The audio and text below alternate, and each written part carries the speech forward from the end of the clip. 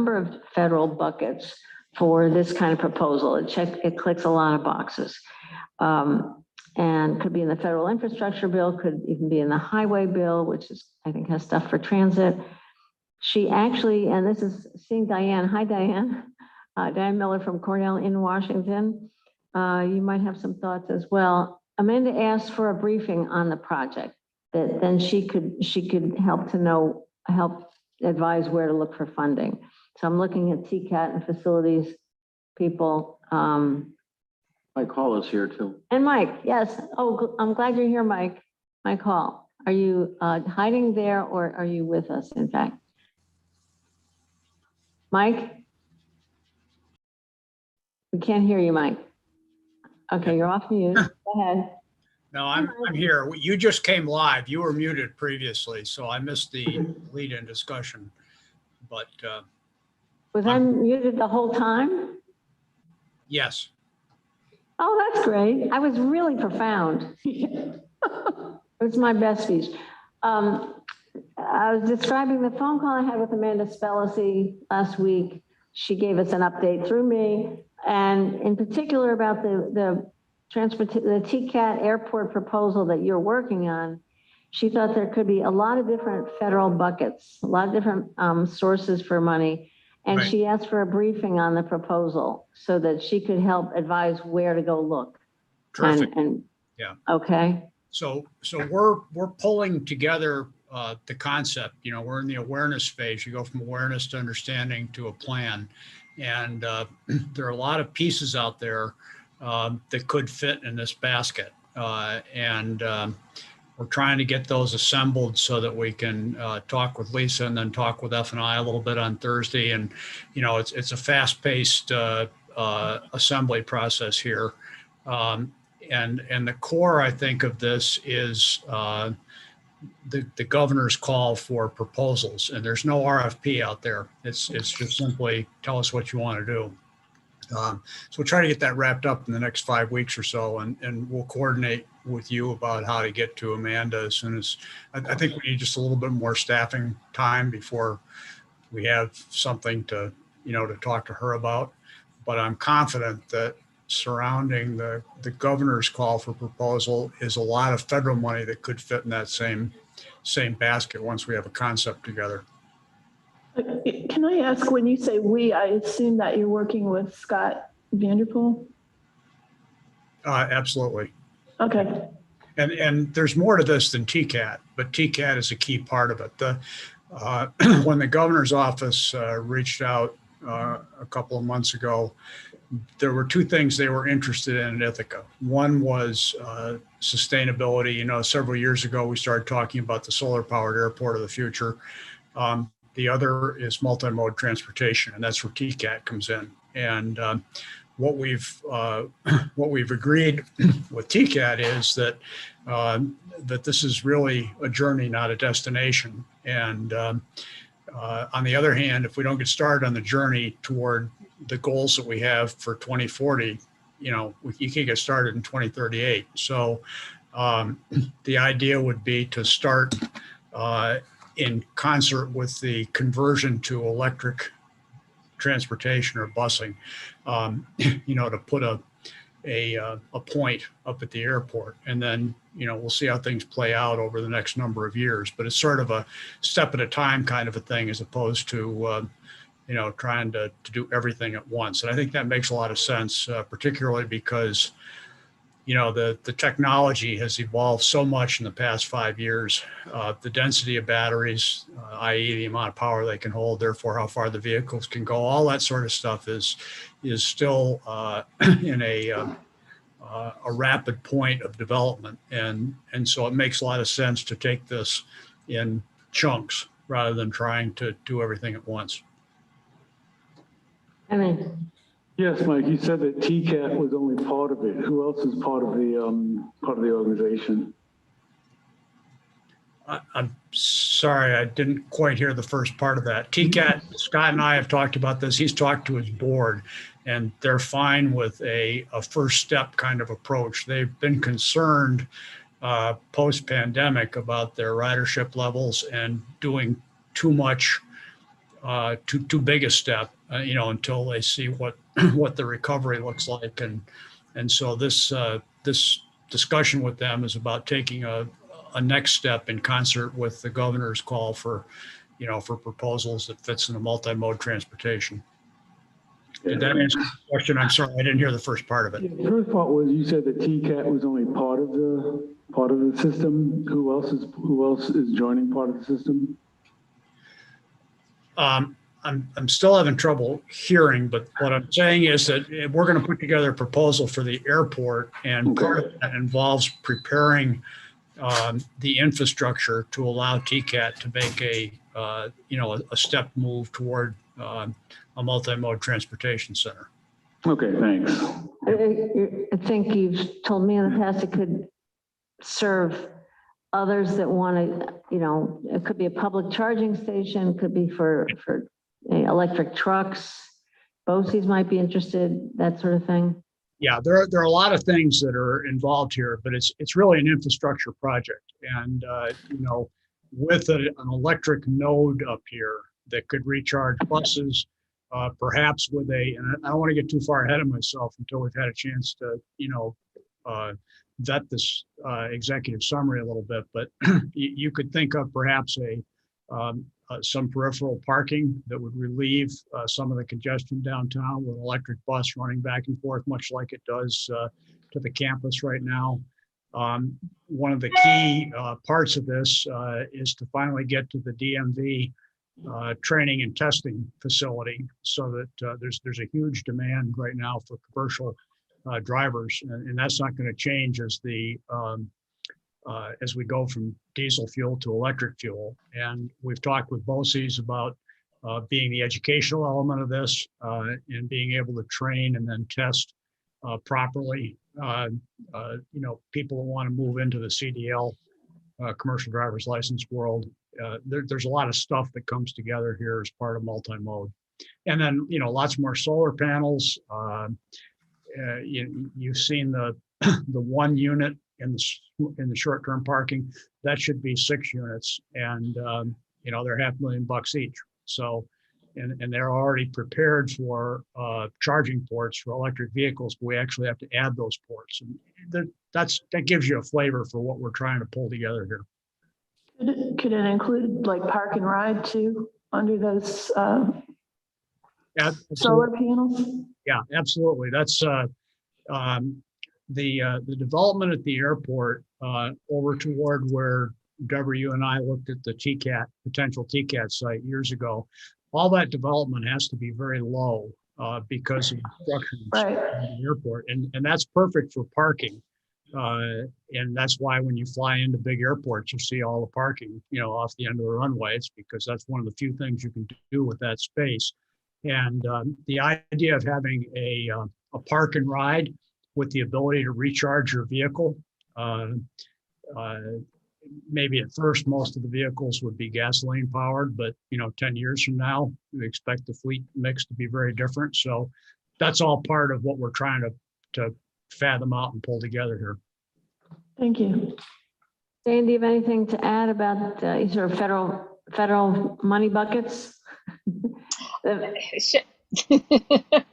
Well, so I'm sure that when you talked to Amanda, she told you about all of the machinations that are going on in Washington right now, trying to get an infrastructure proposal approved, because they've got a September 30 deadline for the traditional infrastructure, the transportation, the programs that are funded through transportation, and that includes all the bus programs too. That's the proposal that they, have this bipartisan framework in the Senate worked out. The House marked up a bigger bill right before the 4th of July. Not that they didn't mark it up, they passed it right before the 4th of July recess. That has a lot of different funding streams in it. How they bring those together, and then how that fits together with this, other piece of infrastructure, which, is contained in the American Jobs Plan. I mean, that's still all coming together, and I think that's something that the status is going to change on daily. the transportation type programs, I mean, those are, the agencies are going to put out their requests for proposals, sort of in their normal budget cycle. So I would keep an eye on what's coming out of FTA, what's coming out of FAA. I don't know. I haven't been paying that much attention to sort of the regular funding cycles because we've been so busy with appropriations and everything that's going on in Washington. But I think, so I don't know if they're far behind because the transition got them sort of behind everything the way that everything else is in Washington. But the other thing that's happening is that there's a lot of pressure, and this is all part of that bipartisan infrastructure deal, for states and localities to use their rescue plan funds to sort of buy down the cost of some of these infrastructure proposals. That they should be, there was some of that the funding that was supposed to go straight to infrastructure, and I assume that's what the governor has been asking for proposals on.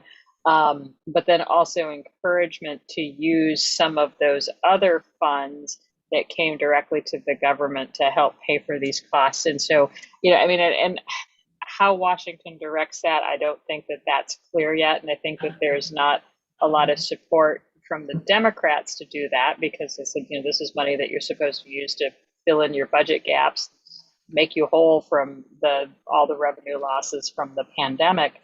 So again, a lot of moving parts, but I would keep an eye on your agencies and what they're requesting funds for, and then just as this plays out over the summer, what's going to happen with kind of the traditional infrastructure, which would be the highway bill where the transit funding is included, and then all of this other, budget reconciliation, the politics around that and what gets dumped into that kind of a program.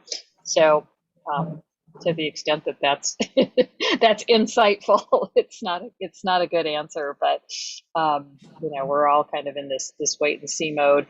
And talking to Senator Schumer's office is a very good place to be because he's going to be the captain of whatever ship sails in the Senate. Thank you.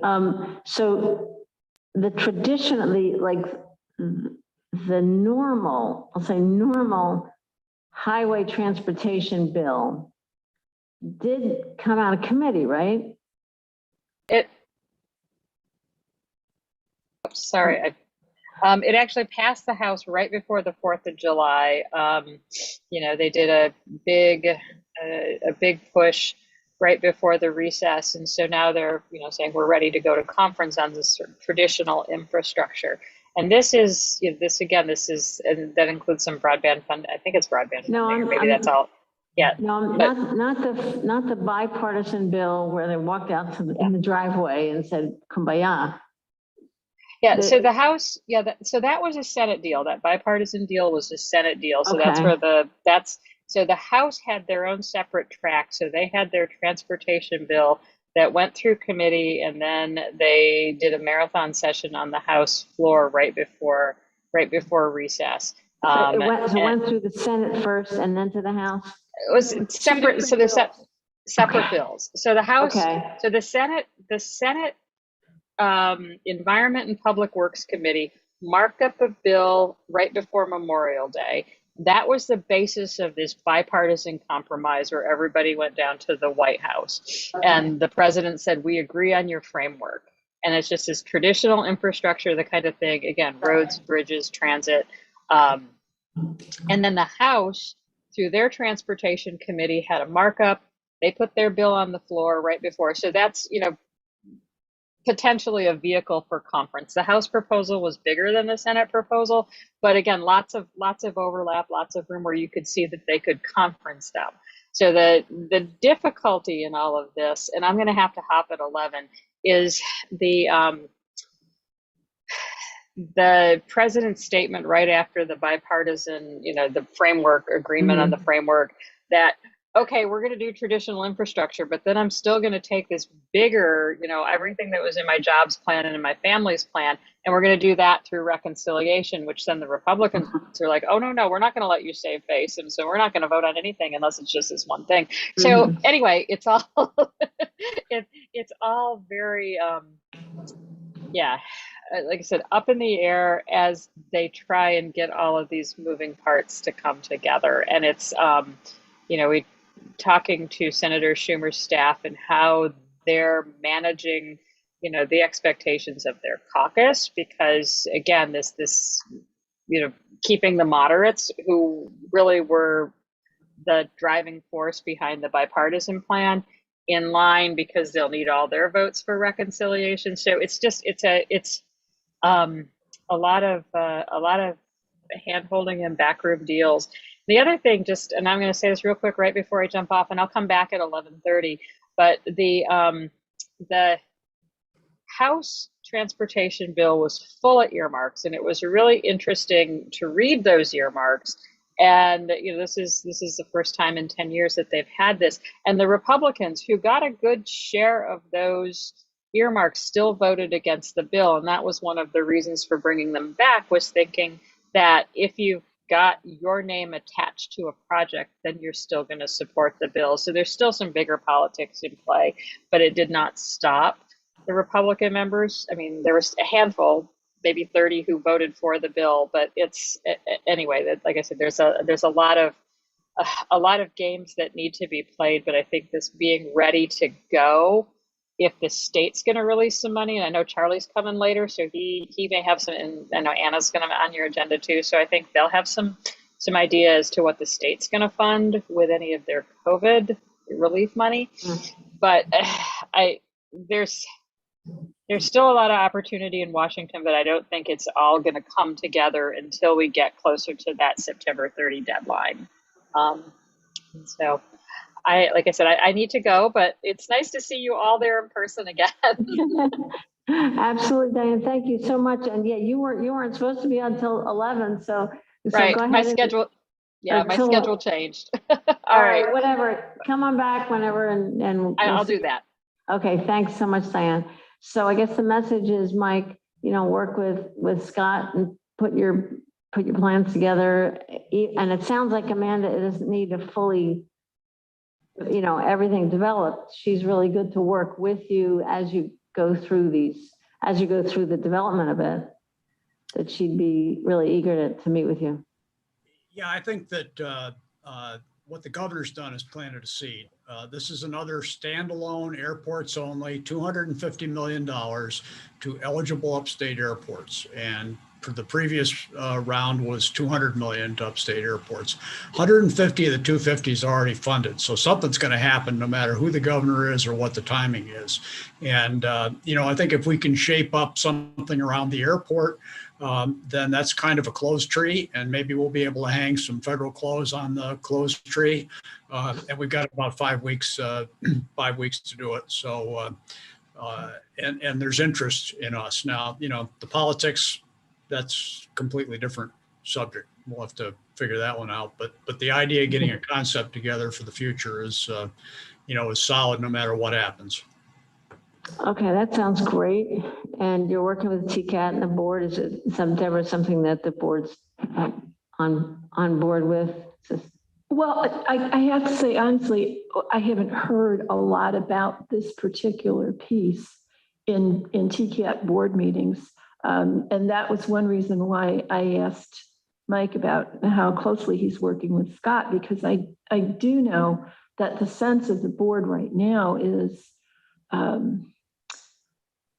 hesitant about moving forward with a new TCAT facility, because quite honestly, if our ridership doesn't bounce back to something like it used to be, we're not going to need the additional buses, and we're not going to need the additional space.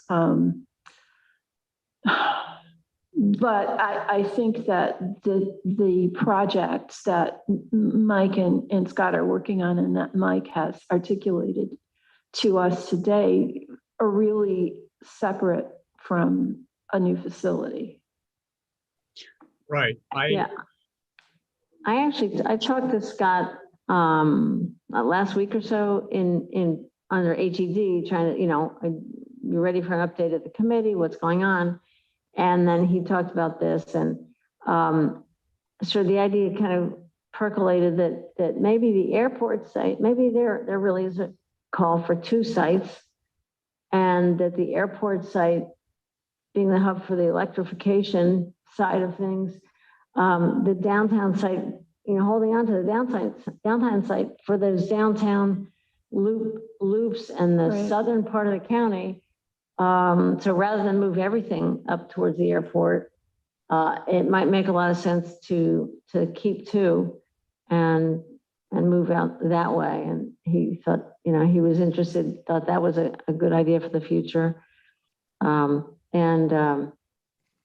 he said he brought it, at least a sort of sketchy idea, to the board, but hadn't had a full proposal yet. Right. And one of the things that we've been wrestling with is that there are problems with having 2 separate sites in terms of staffing 2 separate maintenance bays and storing 2 separate, piles of parts.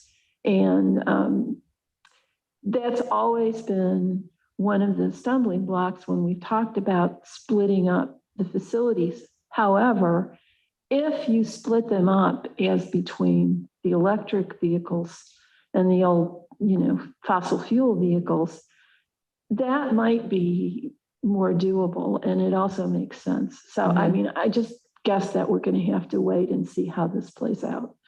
Yeah, well, that's all consistent with the discussions I've had with Scott, and he said he did go back to each of the partners and run this by them.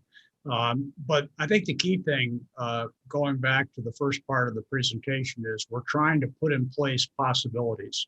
Some things in this next step are going to be the reality of a next step. You guys will be all part of figuring out what that proposal is. But we also want to leave open the possibility that as this discussion matures over the next few years, we've already set in place kind of a master plan, if you will, so that if it does turn out to be the right move to leave the waterfront for development and come up to the airport consolidated, there'll be the space, and the foresight will already have gone into what's happening up here. Never hurts to plan. Right. Yeah, and I think it's real clear this timing, whether it's the traditional transportation bill or infrastructure bill number 1 or infrastructure bill number 2, these bills, this is the moment. There's not going to be federal big bucks after this set of bills passes. So if in the future, any other expansion is going to be way harder to find federal money if TCAT doesn't take the leap now. So, all right. Well, if, whenever you're ready, I know you're in touch with Amanda. I know she knows you well, but if you need me to connect with Amanda, happy to do that. And she invited your opportunity there. So, all right. One other thing I have in my report, just that I heard on the radio today, that the Redistricting Commission is going to have public hearings. Really? They are. They said they are.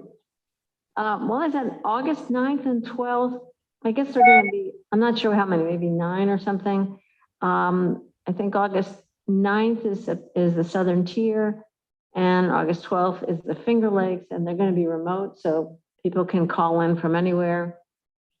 So I just heard this morning. I'll get more details, and we'll make sure we get on the list to testify at both. Why not? So, yeah, Mike. See if I can dust off my testimony from the last time, Okay, sure. if I can find it. Well, is it our position that we have much more in common with the Finger Lakes counties than with the Southern Tier counties, and we should be part of that district? I mean, that makes sense to me, but I just wondered if that's officially what our position is. have an official position, but we were always connected with the district based out of Utica before, when we had Sherwood Bollert and Mike Arcuri, and who was the last one there before we got redistricted out? With Arcuri and then Hannah. Yeah, Hannah, and that's always been the district we were related to, and it was Binghamton was in that. And of course, prior to that, we were in Hinchy's district. Well, Arcuri and Hannah, we were that horseshoe around the Hinchy piece. That's right. Yeah, so we were both. That was talk about gerrymandering. Right, no, it was totally, but all of that was to the east. This last 10 years is the only time we've been connected to the west. So, So I think if we're going to testify at these hearings, we ought to have a position. And it sounds to me like the position we should be moving towards is that we want to be put back in with the East. well, that's what we passed in our resolution. Right. We made the 4 or 5 points as to why it made sense to put us with Cortland. I don't think our congressional district much likes us as being a part of their district. Well, our congressman certainly doesn't. Well, that's true, but we don't have a lot in common with them. Maybe there's more than I know about, but No, there's not, Mike. I'll defer to Martha since she toured that district for 2 years, but we have a lot more in common with going the other direction. We were always with Cortland and Binghamton and those kind of areas, even up to Utica. So if I can, this sort of simile is that having to do with the Southern Tier East Regional Planning Commission. When we got out of that, we were always the odd part of it for planning because we skewed the figures because of our income and the low unemployment rate here. And so they didn't really awfully like us being a part of them, and except they liked our money for our dues, but we never felt we got a lot of services out of them. Now, Katie says things have changed and they're getting better services, and that's why we went back. SC8 is different from I know the director is really different. Yeah. There was a director that was not very good before, at least not very helpful to us. But I'm just trying to say that there's an example of where we didn't fit in very well. Our economic circumstances make us different. When we looked at some of the other planning organizations back then, they didn't want us because they were afraid it was going to skew numbers for them getting grants. Yeah, I think it's certainly, as a general sense, feels that we're much more a Finger Lakes County. I mean, you look at the Finger Lakes, we're smack in the middle of the Finger Lakes, or Central New York, rather than Western New York. We're not Western New York. No. Well, our economy is much more based on education, healthcare, and tourism, whereas my perception of a lot of the counties to the west of us is that their economy is very much agricultural. And some manufacturing. Yeah. So That's right. I'll find out the details on the hearings. Yeah, we should, I think we could just read the resolution. But maybe we should prepare some actual testimony and. Well, if we're going to do this, then we ought to have a coordinated approach where each person who testifies takes a separate piece of it and really drives that home. Okay, let's do that. Yeah, because whatever they do, and I think the issue is we don't know how radically they'll change things. it was a radical change 10 years ago to, instead of districts that were basically north-south, they did this one east-west.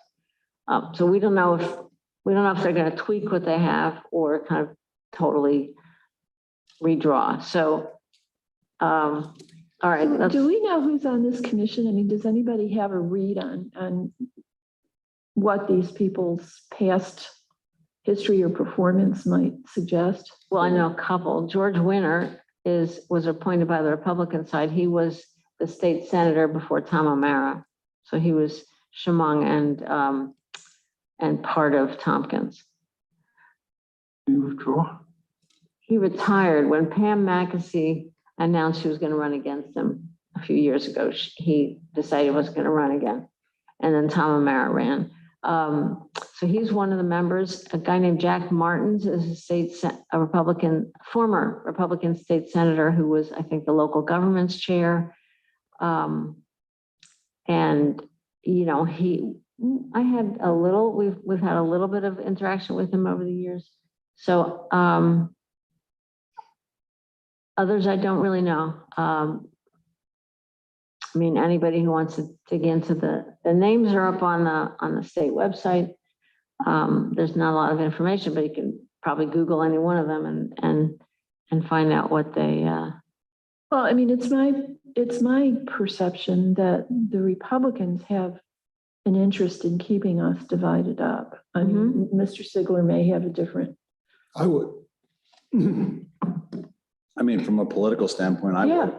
Right. I would shove us into Catco's or into Claudia Tenney's. I mean, that's obvious. Right. I mean, it's the same, you know, with Hinchy. Why did you have Hinchy's district? Because you wanted to link every little city from the Hudson to us, basically. So I think we need to focus on who the Democrats are and really start putting some pressure on them. Well, we're going to beat you either way. So, doesn't matter to me. Oh, bring it on, Sigler.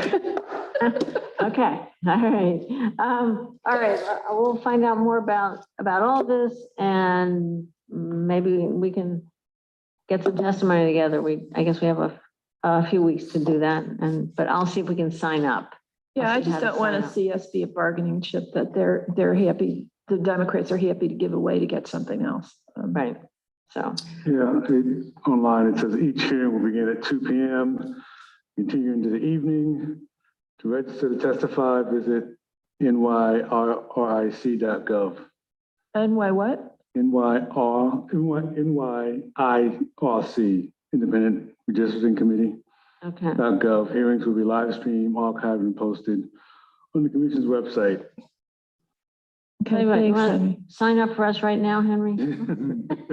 All right. Let's make sure we get that done. Thank you. Person must be a state resident.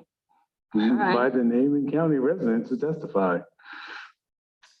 So are folks interested, like everybody, each of us taking a piece? I think we should make sure that Mike can't. No, I mean, it'd be interesting. Mike voted for the resolution, so did Glenn and Dave. I would have bet money that we would have been put into Claudia Tenney's until Brindisi decided not to run and run for state Supreme Court instead. I mean, I would have literally, I think that was the betting odds. But now that he's running for that, I don't know what they're going to do. You know, so There'll be plenty other Democrats, I'm sure. I would think, but I mean, he was well positioned, Right. known, Yeah. had money in the bank. Yeah, and I think I think it's also really going to be difficult. We're not really going to know the lines until February, if we're lucky. Lucky. You know, but that I was here in happened 10 years September. ago. So What? I was here in September. I mean, I was just in Albany, 2 weeks ago. And Yes, but then the seemed- legislature has to accept them. Yeah, they said that, yeah. I wouldn't bet on that. And I'm serious. And in 2012, the final lines weren't known till March. Done. Yeah, I mean, Nathan ran a campaign in like 6 months and, so, all right. Well, that's my report. Oh, no, it's not my whole report. Wait a minute. Childcare spending, we talked about that some more. Got some more information from Sue Del Hall. She had been part of a conference call with OCFS on June 29th. And they had a lot of updates about federal money for childcare. She said under the American Rescue, because our question was, how much of the money the state has already gotten for childcare, how much has actually been spent? She said, that's kind of a hard question to answer. So, but she focused on the rescue plan. In that, New York State was awarded about a $1.8 billion for childcare. Some of it, for a good chunk, for scholarships for essential workers. But what's really relevant to what we were looking for is childcare stabilization grants. It's about 1.1 billion. This is to help eligible providers to actually be able to, retool their facilities to be safe for COVID and for anything else, and to expand capacity. And so 1.1 billion. And she said, or this PowerPoint said, 50% of these funds must be obligated within 9 months of enactment. So Is that ARPA? that's under ARPA, this state revenue flow. So that's a big deal. She said they have already gotten 90% is going to providers, 10% to agencies like the Child Development Council to help providers apply. She's already gotten a contract for their part. So that's fast. So that's a big deal. So if that really means that money is moving and some of it is dedicated for childcare deserts. And so we are a childcare desert. We do qualify. And so she's going to be really looking at that. And further to our discussion at yesterday's BCP meeting, we can use fund balance for our match, whereas we can't use the ARPA funds for a match. Because these monies that are coming from New York State are coming on a pass-through from the feds. Right. So we couldn't use ARPA for the local match. If the daycare uses ARPA money, these three or four that we've talked about have regional council money. Right. We could match that, but you're right. So if they also go after ARPA money, which makes Right. a lot of sense, yeah, fund balance would qualify for either. Right.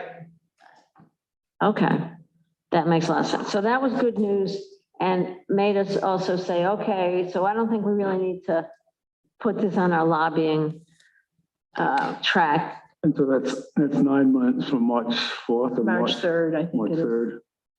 I'm not sure what the first date is. Well, but that's That was ARPA, yeah. in which you can use ARPA funds. So I would assume that's the date the law passed. Yeah, so that's soon. Yeah. So 9 months is coming up. January, beginning of January, right? That's like light speed, you know that. So, okay, another lobbying, sort of hardcore lobbying piece, we feel like, okay, that's kind of moving along and has a way to go, has, a process. So there's that. Any other questions or comments on that? That's a really good point, Deborah, about the matching issues. All right, that's what I got. It took too long, but committee members, anything in this area here? Just for entertainment? Anything? Is anybody watching what's going on in Texas? Yeah, Yeah. yeah. Just like Wisconsin a Yeah, couple we years did ago. that once before. They Democrats. did it once before, but I'm not sure they left the state. And they got dragged back kicking and screaming. So I think this time they chartered a flight to DC and it's going to be harder to drag them back. You've done it. I don't live there anymore. I want some of that Texas Democrat money for private planes. It's great. Yeah, I wouldn't really cry too many tears for, Yeah, okay. I think your party's doing pretty And well. the masklessness is just running rampant. I think they're all vaccinated. I think I think this could be really coming to a head, where this goes. President's going to speak on it today, so we will see. I don't think this president carries a lot of weight in Texas. No. but he might carry a weight with a few people. There's just a couple specific people that matter. All right, if there's nothing else, then we are going to see Anna and Charlie. Charlie will join us at 11:30.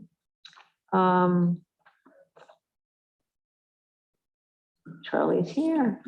Charlie, hi there, how are you? You're muted. Oh, there you go. Hi, how you doing? I'm good. How's Right everything? on time. I know you probably really can't see us, but like we're I actually. can hear you. I know where you are. Can you hear us? Sure, perfectly.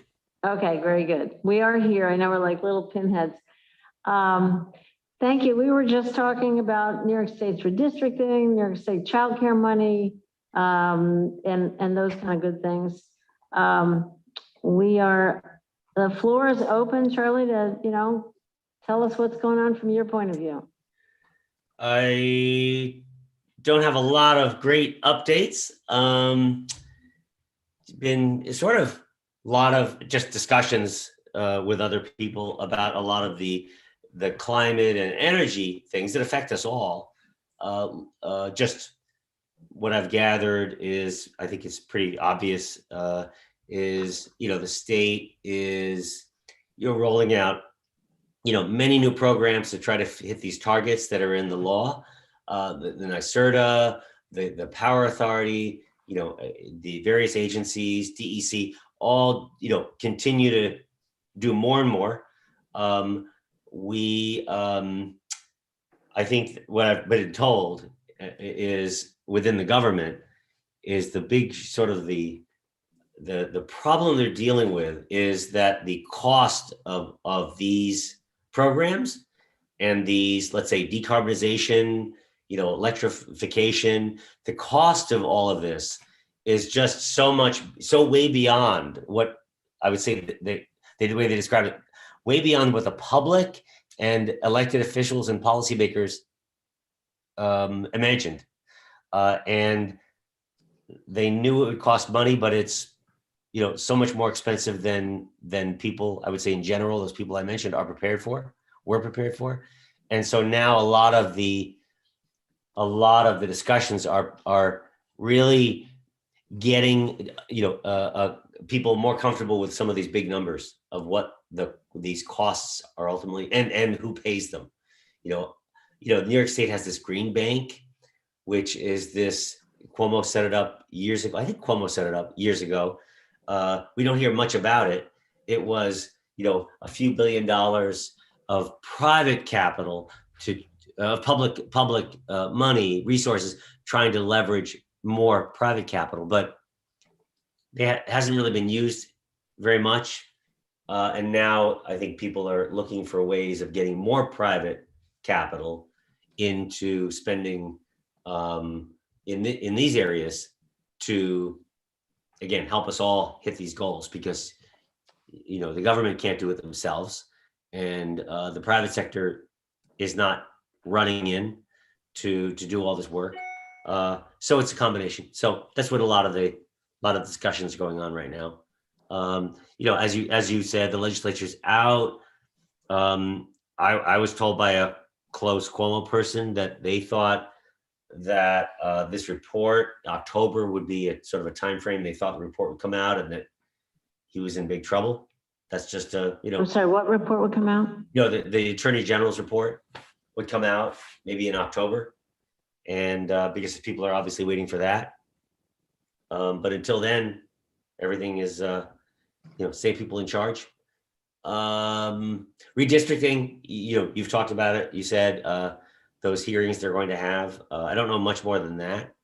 Zelnor Myrie, is very big in this area. Maybe you mentioned it. He's a Cornell law grad, a young guy, a new first term in state Senate, chair of the elections committee. So he's very hands-on, and he knows our area, knows Tompkins County well. Other than that, I'll see if I can help. Well, you just gave us a big clue about what we should do next. So talk to Zelnor Myrie. Yeah. Thank you, Charlie. Yeah. What's that person's name again? Zellnormyrie. Is this all one word? No, that was where I paused. That was the end of the first name. Zella's the first name? Zelnor. Zellnor, Zellmore. Zellnor. Last name is Myrie. And where's his district? So It central Brooklyn, sort of central Brooklyn. He just, it was his first term. There was a debate on the floor, in last year between, about this is the election reforms, making it easier to people to vote, extending the voting period in New York State. And there was one of the debate, there was a guy, I think it might've been a Republican senator from maybe Binghamton, maybe I'm wrong. And, sort of arguing, wait, you know what, you don't know anything about upstate. What you're saying is wrong about the weather. That's not right. People, we handle the weather, whatever. And Zelnor Myrie from Brooklyn said, excuse me, I spent 3 years in Ithaca, New York. I'm a proud graduate of the law school at Cornell University. You don't have to tell me about the weather in the winter in upstate New York. It was sort of a cute exchange, but very outgoing, hands-on guy who is, is the election, sort of leading the effort on election issues in the state Senate. Okay. Yep. All right. Can you send us some contact information for scheduler or staff person or somebody? I'll do that. Yeah, I will. Okay. We know a couple of the staffers and we've talked to him. Sure. I'll send you the contact for him. Definitely. All right. That'd be great. Because we were just talking about the hearings and, we're going to sign up, testify, and maybe probably at both the Southern Tier and the Finger Lakes hearings. Great. Go ahead, Charles. I was correct. Judge Winter resigned from the redistricting panel over disclosure rules. Really? Yep, When did that happen? it happened in May. What? Happened in May, I guess. He resigned over the disclosure rules. Oh, did you hear that, Charlie? I had not heard that. That's interesting. The Senate Republicans have to appoint a new member. Well, as I remember, when Pam McAfee announced she was running against him, there were a lot of whispers about stuff that he, I don't know about insider trading. There were a lot of question marks about outside income, let's say. He did not want to be subject to Section 73A of the Public Officers Law. It mandates legislative employees have to file an annual statement of financial disclosure with the Legislative Ethics Commission. Okay, you should have known that before you. Well, he said he was told that he did not. He did not have to do it. And then they said, no, you do have to do it. I'm just going to say, just for the record, again, I don't know anything about George Winter's outside, activities, but I will just say for the record, many people, and again, I'm not saying that the rules are wrong or they should be changed or anything. I'm just saying there are large numbers of people over the last, 10 years that, some of them I happen to know, but mostly not, who literally accept an appointment, will say they'll do something. And I'm not thinking even people running for office. Those people are sort of more clued in, but these people who have agreed to do something, serve on a panel or something, and then they get these forms and they look and they say, I'm not doing that, because they're very, you and your spouse, any unemancipated child, any dealing you've ever had or that you have with any state employee. I mean, it's sort of, again, I'm on one of these boards. I've got I'm just me and I fill it out and my wife fills it out, but you can sort of, he's not alone. A lot of people just say, I'm not gonna, list all this stuff. And if I slip up, I think they're also thinking, some of these people, gee, if I don't put something on there that should be on there, there's a game of gotcha. So I remember once I filed it, I missed the deadline and they make you pay $100. It's like, gee, wow, that's great. So, and then the, like I said, they make you list all these things. So, he's not the only person who has either gotten off something or not been, not accepted an appointment because of the forms. Okay, I withdraw my snarky comment. It's to be drawn. No inferences to be drawn whatsoever. Okay, thank you, Charlie. Speaking of kind of the upsides and downsides of really strict rules, the radio report this morning was that the Ethics Commission, commission, they were going to be talking to Jacob this morning or this week, and had to actually just kind of cancel the hearing because there was still not clarity about whether members could participate remotely because of, they had been doing remote because of COVID, and now we're back in person. And, I think there's I worry about, we've seen how much access is improved by people being able to be remote. And like, there you are, like, we wouldn't have you two, at our meeting if you weren't able to be remote. So I hope we find the right balance that allows us to continue to be open, even more open to the public than we had been. So. I agree. It's going to be interesting to see how that's done. The legislature is even, there was a legislative, I think, a committee hearing or something that was coming up, and they were struggling with that as well. So, great point. There might be some bumps, but I definitely hope you're right that they will accommodate it because it has changed everything.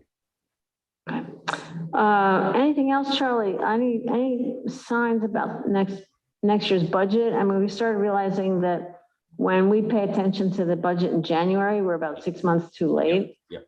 So, are there any kind of trends or things that you're looking for? So this is just my trends as a former budget person.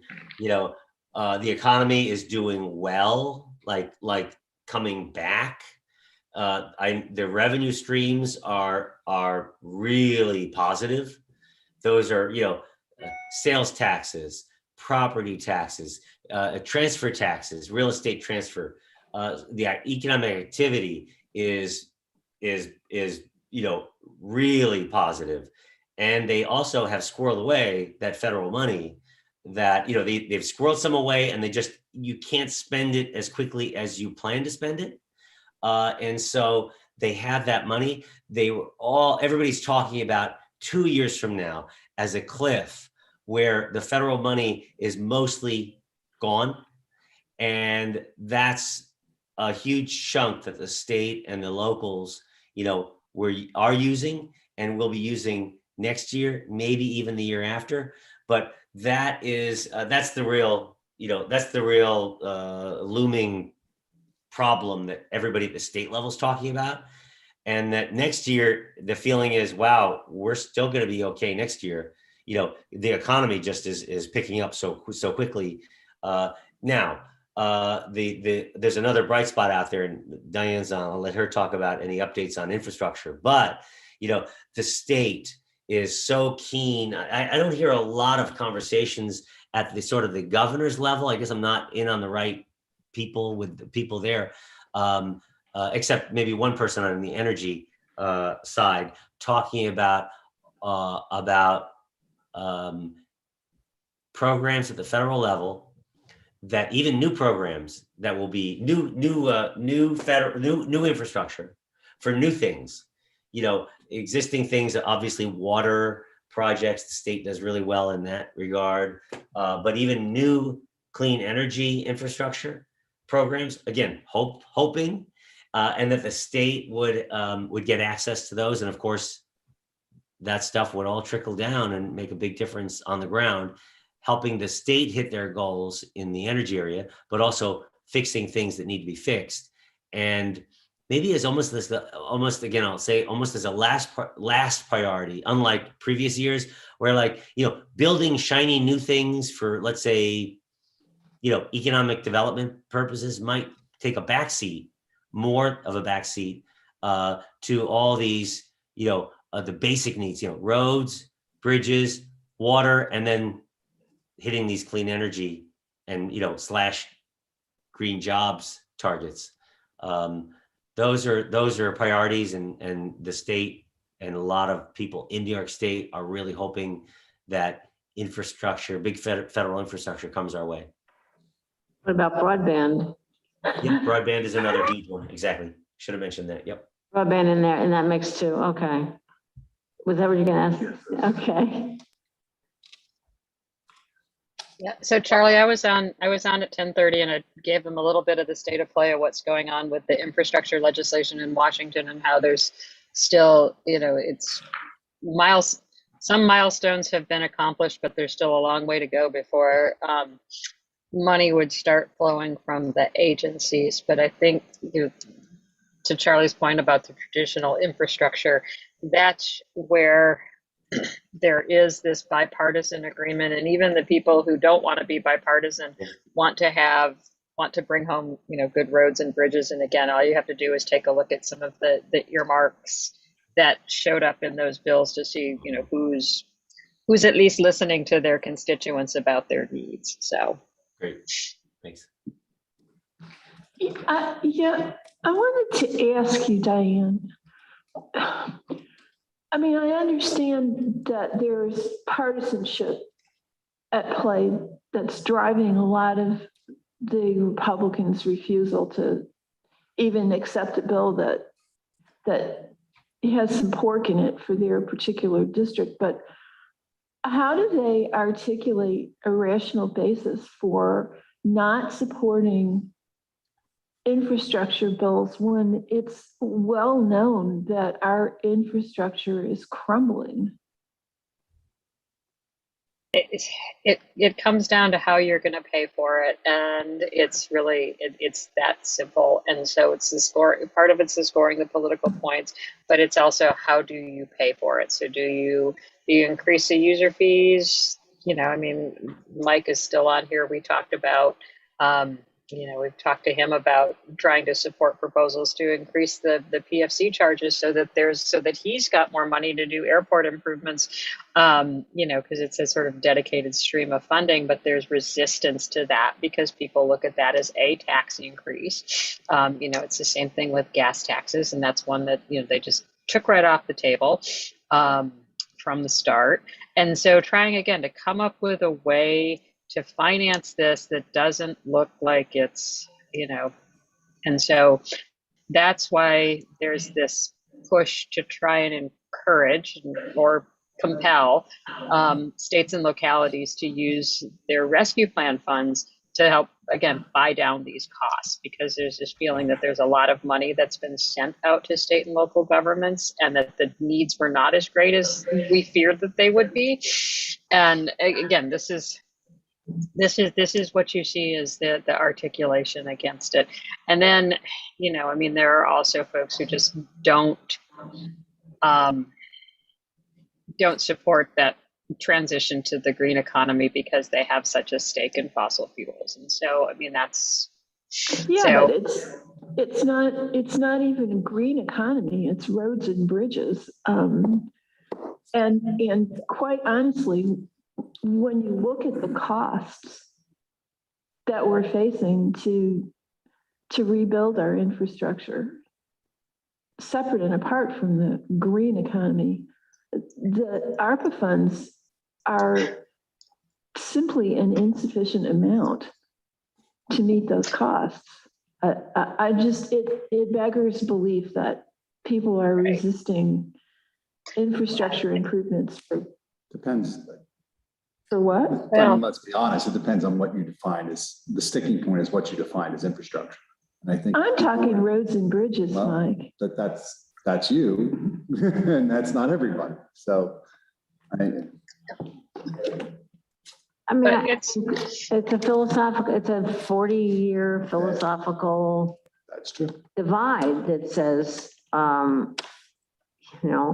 we need to keep taxes as low as possible, and everybody's just got to figure out how to get by.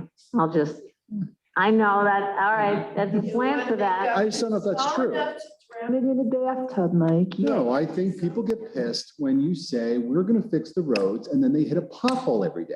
That's what I think Well, see, people are the annoyed at. It's issue- really that simple. Yeah, I mean, the issue is, number one, and one of you talked about how long it takes to spend the money. I mean, look at the emergency rental assistance program. Has anybody gotten any rental assistance yet? And that's There you just writing a check. That's not even designing a road, putting out a bid, getting, signing a contract. You know how long, Jeff Smith, the lead time on every Yeah, I one know. of our projects. So when we think about, the public thinks, wow, they passed all this money. How come my roads aren't fixed yet?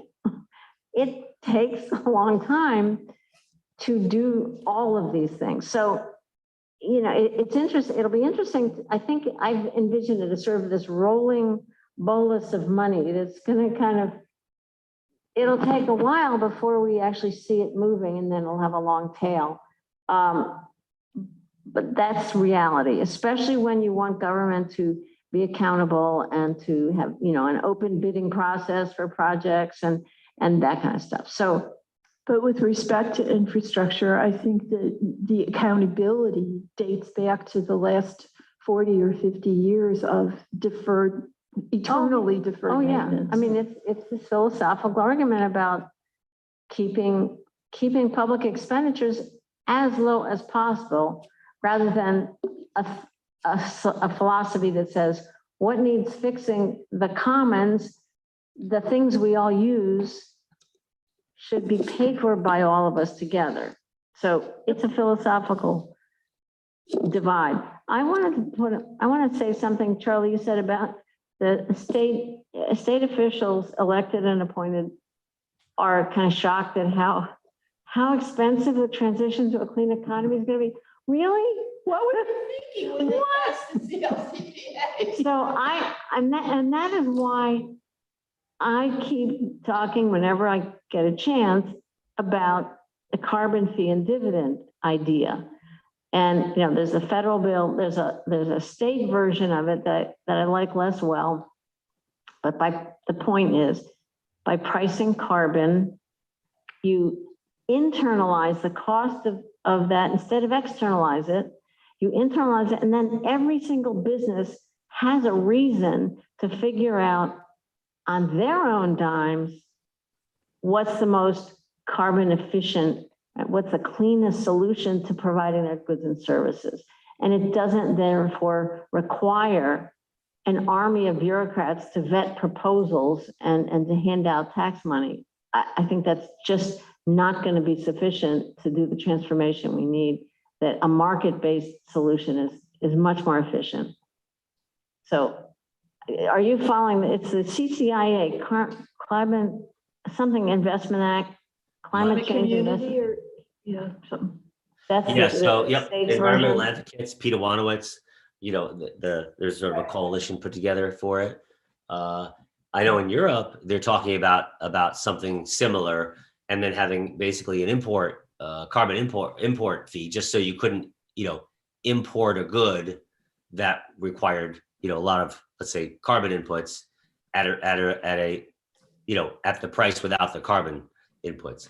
And so fact- nothing simple, Right. and the costs are there, the costs and the benefits are there, and a lot of people not close to it who have not been, really, I would say, either paying attention. Some people, just are quite, shocked at the price tag, of doing, in individual things even, and so that's I think that we're in that phase where, state officials, the budget people, people need to internalize what things cost long-term and figure out how things will be paid for. Nothing's going to happen overnight. There's a technological role. There's a role for, social scientists in all of this, big role. A lot of it is up to individual people and their behavior. So it's complicated, and people are now, getting into those details. Charlie, how would we, if we were so arrogant as to think that we could have something to say to the division of budget people, how would we go about that? How do we call Rob Mahika?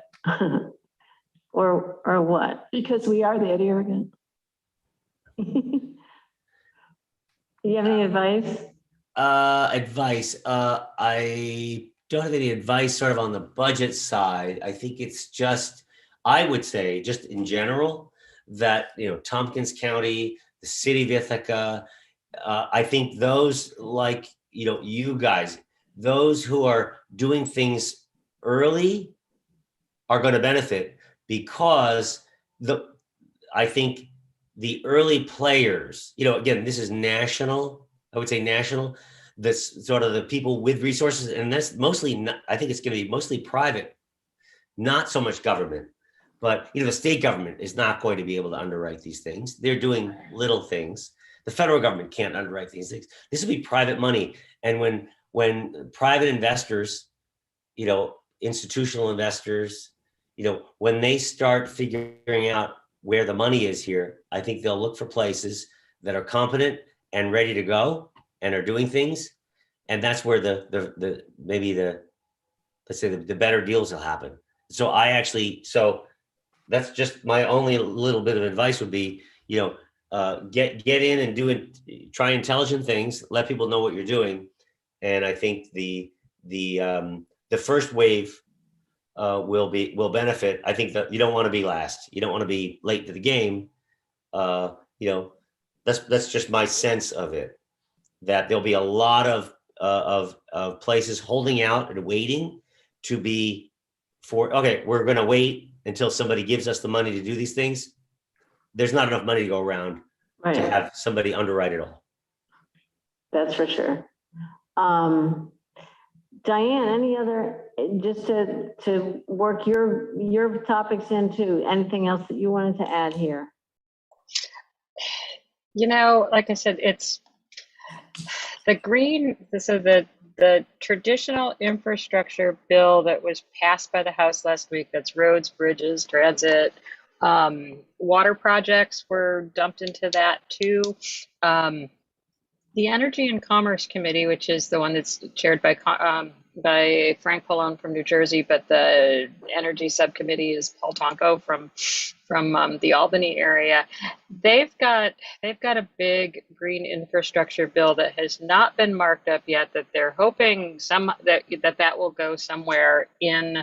I don't think it's going to fit into this sort of bipartisan compromise infrastructure bill, but maybe more along the lines of whatever gets funded in this, in the reconciliation process. We don't know yet, but I'm not sure. I don't know what the committee's timing is on marking this up, but they've got, and so I think that's where these funding streams for that transition to the green economy will come in.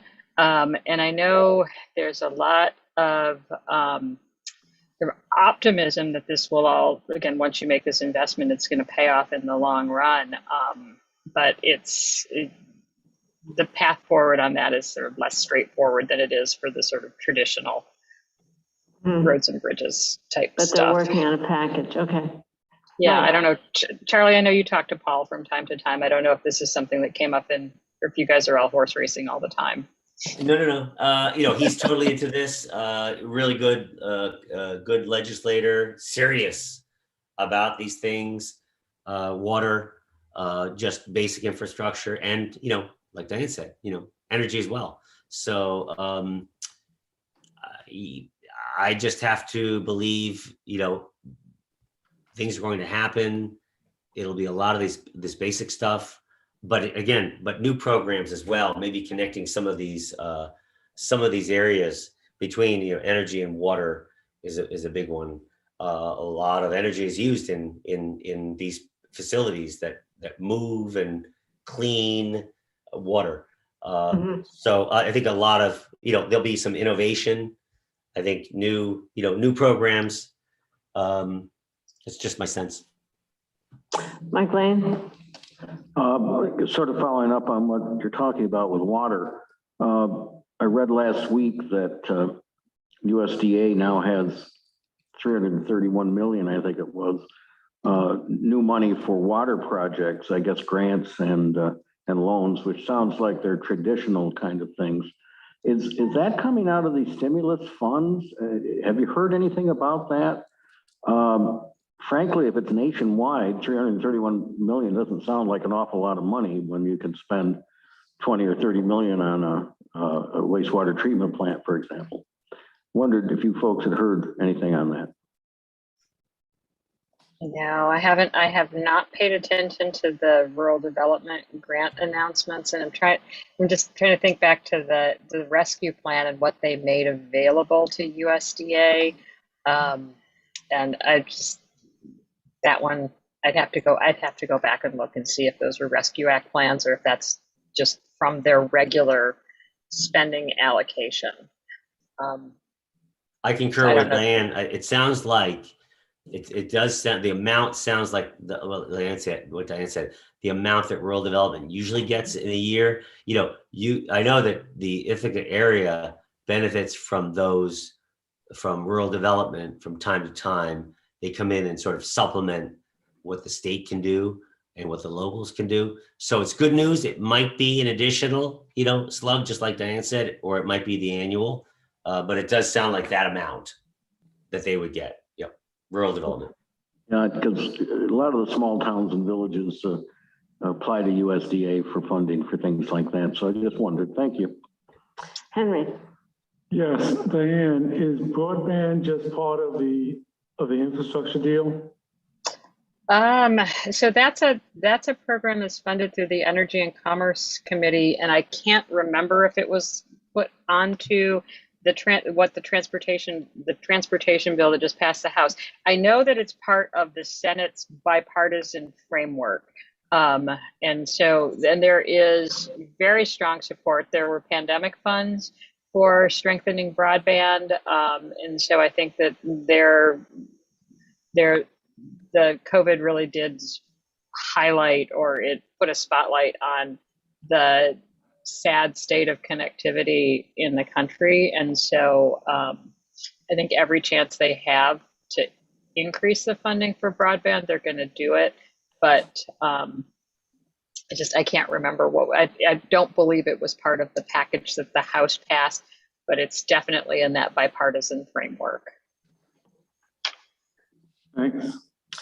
Back to the cost for energy retrofit, energy transformation. And Charlie, you mentioned the European Union and import fees. It's my understanding that they have already established a carbon fee with a tariff that will go into effect January 2023. So that if a country that wants to export to the European Union does not already have its own carbon price, then they will be charged an extra fee at the border of the European Union. Now, the bill that we've talked about, the Energy Innovation and Carbon Dividend Act, does have a proposal for our own border fee so that we protect our businesses similarly.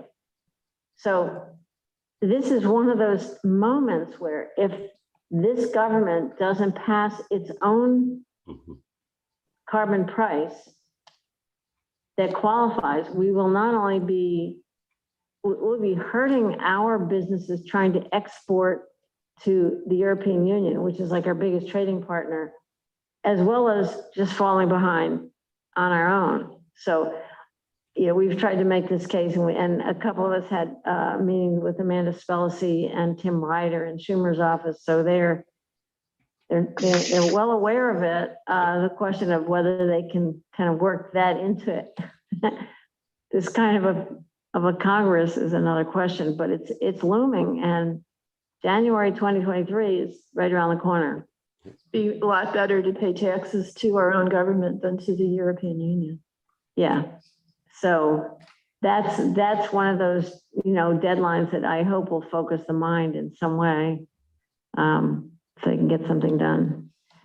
So I'm actually hopeful with that. I'm sorry. Russia's much more worried about that than us. So I'm pretty happy that they're doing that because it makes us much more competitive with Russia for energy.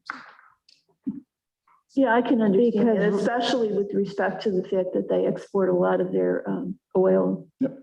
To You the mean- EU. Oil, gas. yeah. Right, that they'll have to pay a much higher price. They're worried about it. Yeah, well, good, they should Good, let be. them worry. They should be, we all have to be worried about that. Yeah, no, and I mean, just look around, Lord. Do you need any more evidence? I mean, just turn on the weather anywhere. It's so. I did want to ask you another topic, Charlie. A little sleeper, like New York just kind of slipped in the legalization of marijuana, right? And like, then nobody's talked about it at all. So, It's on the NICEAC agenda for this fall. okay, it should be. And if we had a chance to ask Anna about it, we will. What are you hearing and what should we be paying attention to? Yeah, I'm not, I guess I wasn't paying too close attention to it, but like you just said, they passed it. The majority leader in the assembly, she's really was the big advocate for it, Crystal Peoples-Stokes. I've sort of seen interviews with her talking about it, just very generally, just like you said, very generally. You should ask Anna about it. I'm sure she'll know, she'll know more than I do. I don't know. I'm not really paying close attention to it. There's just a lot of things to work out. As far as driving and private sort of just what the enforcement, the new enforcement provisions. So I'm just, again, I don't know much about it. I hear an awful lot about the business side, which again, not Cornell's thing. Just a lot about all these people, private sector people rushing into New York, finding an angle to make money off it, because it is seen as a very big business, and it's one of the reasons why the state, legalized it. But it's private sector at work. So yeah, that's a lot of the focus, a lot of the attention is private sector, and then also big part of that legislation was to make sure that some of that, private sector economic activity benefits, people, who are seen as, victims of the criminalization of it for all those years, and trying to get some of that money across the state and not just have it go to, again, from one investor to another. So you mean the agriculture school doesn't already have a special curriculum developed on this? No, I don't think, so hemp is totally different. Diane probably knows more about it than I, but Cornell is really not into it. It's all, controlled substance. It's got there are a lot of things you need to do to even get close to it. And, we're not, involved in that. I know that we have a hemp program, but again, that's totally separate. But no, so not really. Yeah, and in fact, there's a lot that they have to do to monitor the THC content of the hemp to make sure that they're not violating those federal DEA drug control rules.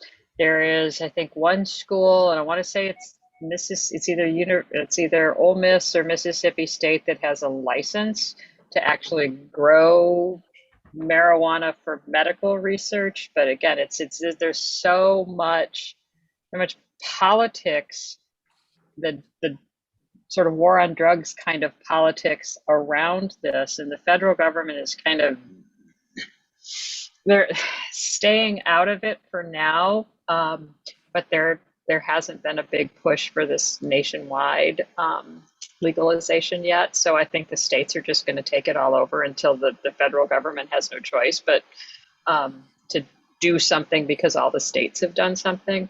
But Charlie's right, the politics on it are just insane. Gee, I'm so surprised. Anna, welcome, Anna. We're just finishing up a conversation. I bet you can figure out where we're talking about marijuana. Absolutely. No, this is a great conversation. And I haven't talked to you, Charlie and Diane, in a while. Good to see you. And I Let me just go to apologize. Mike Sigler, who had one more comment on No, this. this is more of a local question. I don't know if either one of you know the answer to this, but is Cornell, are they gonna kind of, so the town of Ithaca and the city of Ithaca, I mean, actually all towns, they have to opt out, or if they want to opt out of marijuana dispensaries. Is Ithaca or is Cornell going to take a position on, I mean, you're basically based in the town. I mean, do you care one way or the other, or I don't know if you have an answer for that. So so because Cornell is, we receive an awful lot of money from the federal government, including the Department of Education, and it's still, marijuana is still considered to be a class 1 illegal substance under the drug control laws. Cornell is, we're not participating in that. And our CFO sent out, a note, one of these all campus mailings on this, basically saying, we know that New York State has done this, but this is what our position on this is going to be. So I think, and I have not talked to Gary about, what's going on with the local government. And I think that would be a good question for him, for Gary or Susan, on that. But really, because our federal funding would be in jeopardy, we're not participating in that. Okay. Well, thank you both so very much, and stay if you can. And we really appreciate your input as always. It's great to have you to really pick your brains and strategize. Anna, welcome, and it's so cool to see you. I don't know if you can see us. We can wave so we're actually There you are. people. You see the room better than us, but. Oh, very nostalgic, actually, yes. So, yeah, this is so, I did send your staff person a couple of ideas for topics, but the floor is open with either those topics or whatever you would like to share with us. Yeah, I'm happy to give you an update on those 3 topics and then just sort of generally where things are. So, I'll continue the conversation. I don't, obviously, just coming in, I'm not sure what you've already talked about with respect to marijuana legalization. But as all of you, I'm sure, have read, at the state level, it is stalled. The expectation was that we would have a cannabis control board in place. I think that's the 5-member board by the end of session, which we did not have. Governor Cuomo wanted to put Norman Birnbaum, I think, as the head of. Just a second. Brittany, can you boost her volume, or I don't know if Anna can boost her volume? I'm struggling to hear. Do we have? How does it go? Okay. Is there a volume control here? Oh. All right, well, Is that any better? there's a button, Brittany. Maybe you can move that along that arrow there. See volume with a bar. Yeah, you can take that dot. See if you can move it. Won't move. This is the output, that's all the way up. Oh, okay. All right. Well, let's not spend any more time. How about now? Is that any better? Yeah, a little bit. Yeah. Okay, great. Okay. What I was saying is basically the status of where things are at the state level. The structure that was supposed to be put in place is the Cannabis Control Board, as well as an advisory committee, which is a 13-member committee, and the last would be, of course, the director of the Cannabis Management, Office of Cannabis Management. None of those positions have been officially appointed. I think the control board is supposed to be 5 members, and that's 3 from the governor and 1 from the Assembly and the Senate, if I recall correctly. Those have not been appointed. Neither has the director of the office. My understanding is that the governor put forward a name, Norman Birnbaum, who was a director in, I think, Delaware, if I recall correctly. But there was tremendous concern. It was a non-starter for the Senate.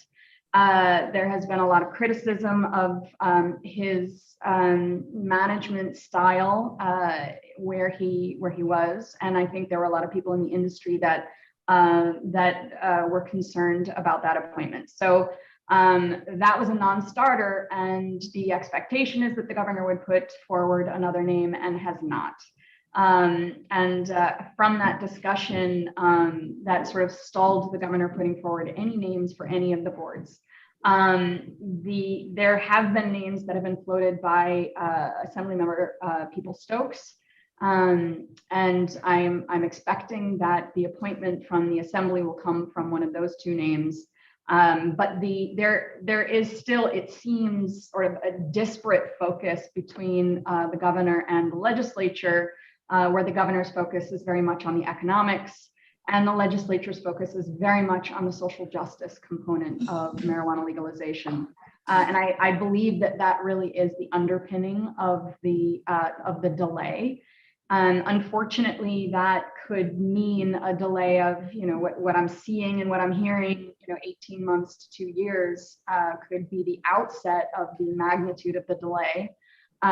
It is possible that we could come back to a short session this summer or this fall. And my expectation is, if we are, that this would be one of the topics on the top of the list to be included. So, I suspect that those discussions are still going behind the scenes. So that's where things stand as far as New York State is concerned. And before I move to any other topic, does anybody have any questions for me on that topic? So, yeah. Hey, Anna, how you doing? Hi, I'm good. I'm just wondering, so what happens if for lack of a better word, if the infrastructure for this decriminalization isn't in place? Well, so there's two different pieces. There's the decriminalization of possession, and that is already in place. And then there is the commercialization and sale, and that is what the office would be regulating. So I just want to make that distinction, that this is very particular to the commercialization and sale in New York State. Mm-hmm. So, but my understanding is it's illegal to bring it in from out of state. It's illegal to bring it in from out of state for sale in state. Oh, okay, but not for personal use? It's not for personal use. Possession is possession regardless of where you got it. And you can possession up to 3 grams from what I recall. Okay, interesting. Thank you. You're welcome. Anna, what about, I know that they also tied growth of marijuana with the sale of marijuana. How would that affect, how would the delay in appointing commissioners affect the growth of marijuana personal? My understanding is the personal growth has also been decriminalized. This, the Office of Cannabis Management is specific for commercialization and sale. Personal growth is a separate issue, and that was part of the legislation that was passed and signed. That's good news. But I thought the personal growth was delayed until the dispensaries opened. Those are two separate issues. Personal growth doesn't have anything to do with the dispensary. Okay. I mean, unless you're intending to sell it to a dispensary.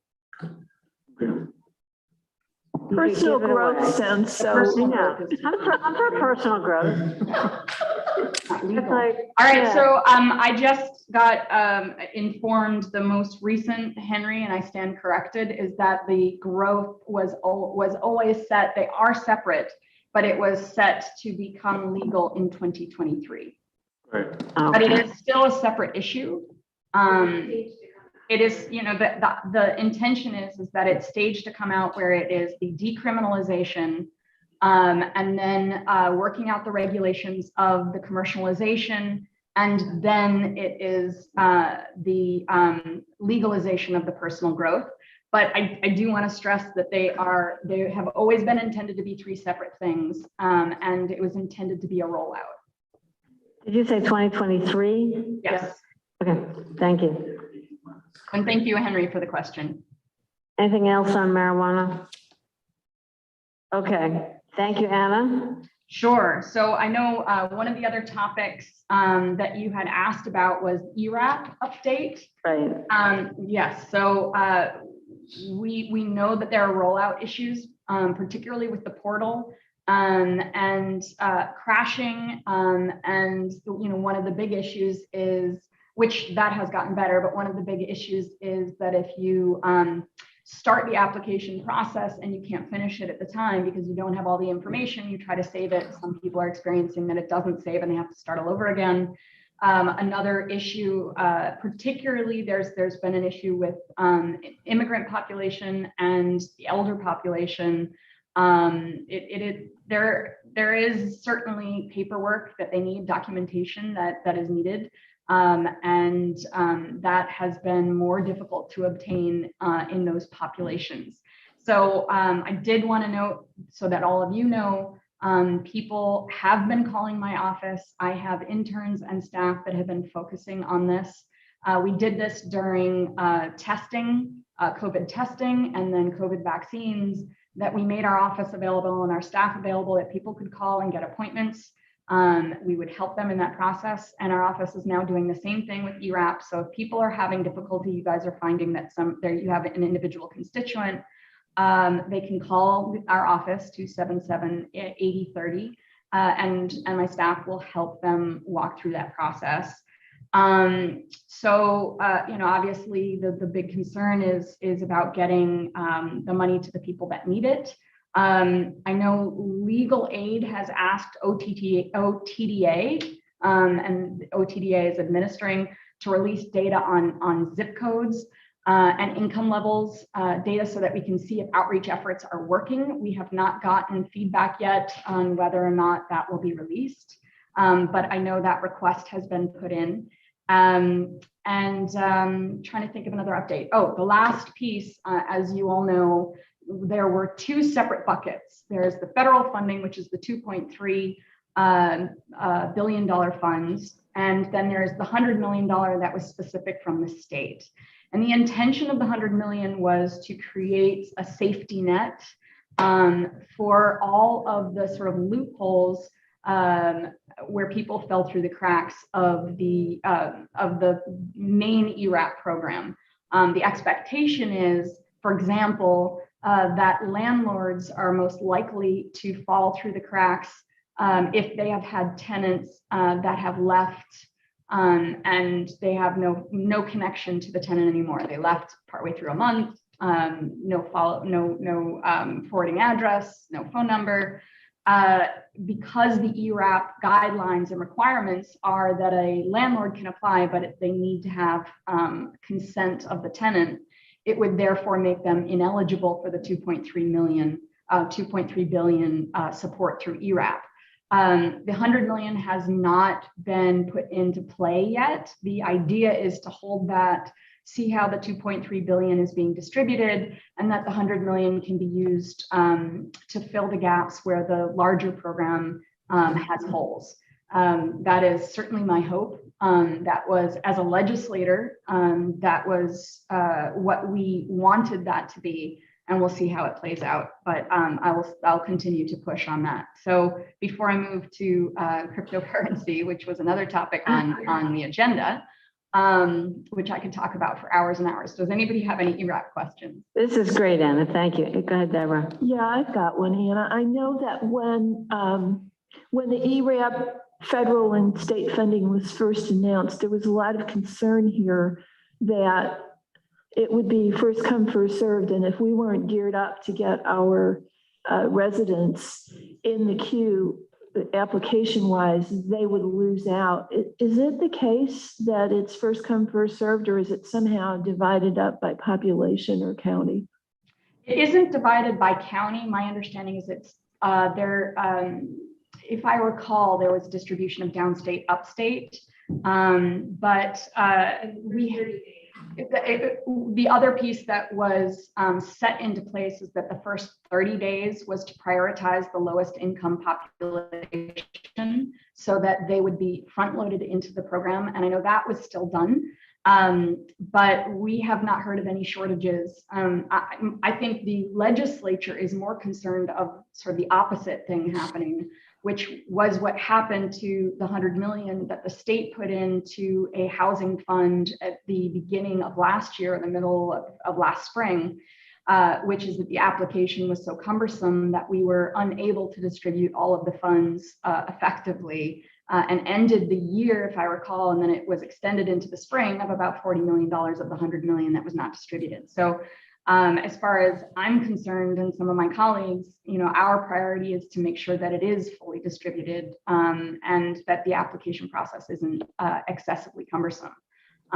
So we have not found, anywhere close to running out and not having it be accessible to our constituents. Thank you. Sure. Yeah, that's one question. I mean, we just want to make sure that it gets out before the moratorium ends.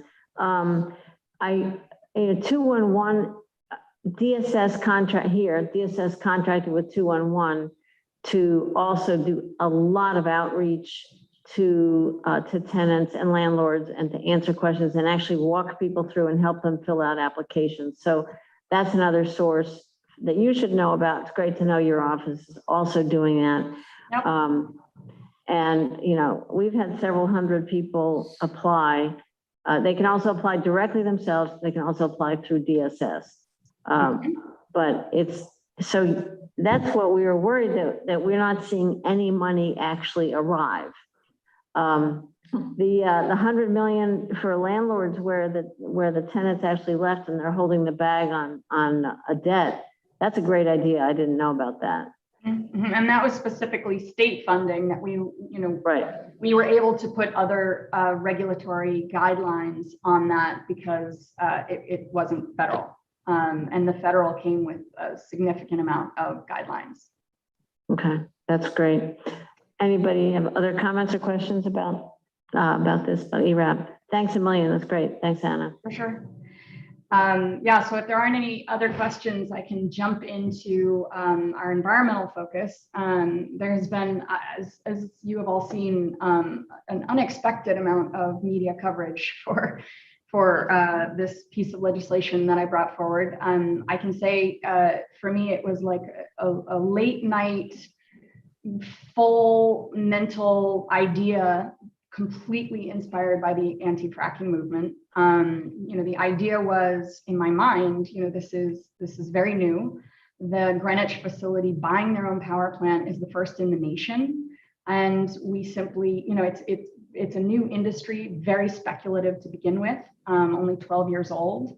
So in a similar vein to the anti-fracking movement, the idea was, let's put a pause on what the concern is of a trend in purchasing fossil fuel-based power plants to fuel Bitcoin and cryptocurrency mining facilities and operations, and require a full environmental impact assessment so that we can get a handle on what the impact is on air and water and GHG emissions, all three of them. The bill was very explicit in identifying all three. And specifically in the context of our CLCPA goals, and whether or not, given the impact that we would, the results that we see, whether or not it would prevent us from reaching our CLCPA goals. So that was the original design of the bill, and it was carried in the Senate by Senator Parker. Rachel May was the co-prime. She and I have worked collaboratively on several other supportive bills to this. It was very well received by my colleagues. I think it now has 35, 38 co-sponsors, and a significant number of the chairs of the assembly. And the last week of the legislative session, we received on Tuesday a letter of opposition from IBEW, and we received a sort of smaller perfunctory letter from the building trades, which seems to be more supportive in solidarity with the IBEW. And IBEW's stance is this is going to is a new industry that will create a tremendous amount of jobs, and we should support it. And that was pretty much the stance. But the research doesn't show that to be the case. Greenwich, for example, they, in their expansion, they have announced that they will have about up to 40 jobs for up to 1 year of local electricians that will help the infrastructure expansion. But they are otherwise employing a handful of people, 20, 30 people, that the most important thing is that they're high-end engineering jobs.